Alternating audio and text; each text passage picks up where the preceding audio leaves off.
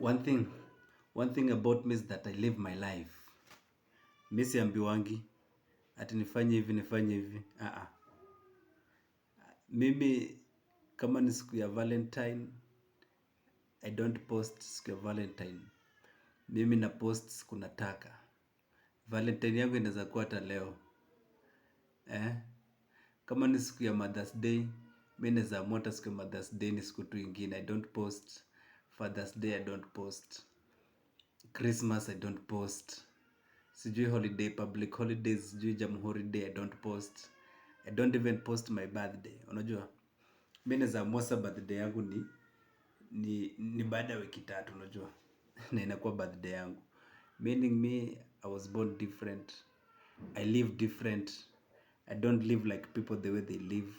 I'm a different person, you know. Like in this life, you need to be a different person. Unajua kwanza, kama hizi siku tu ni watu waliamua tu ati hii siku ya leo iko Jumapili. Hii siku ingine iko Jumatatu.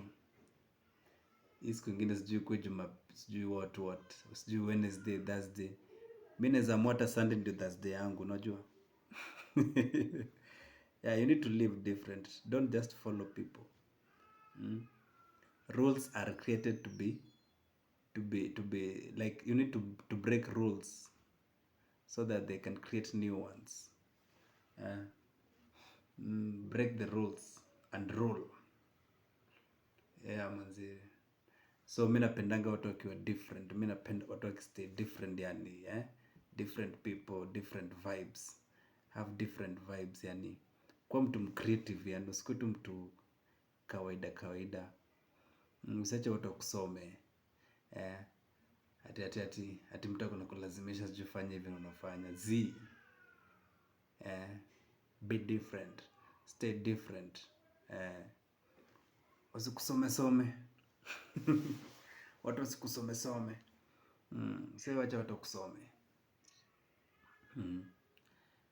Haswa kama wewe ni mwanaume, like a man should live like different life. Alafu kitu ingine pia, don't stay with the same people for 5 years. Like your friends ni wale tu 5 years. Wanakusomanga haraka sana. Wanaanza kujua wewe ni mtu wa aina gani, unaona? Badilisha marafiki, badilisha area yenye unakaa pia. Change, yani kuwa mtu wa kuchange, yani. Usikae tu mahali pamoja for 5 years, the same mood.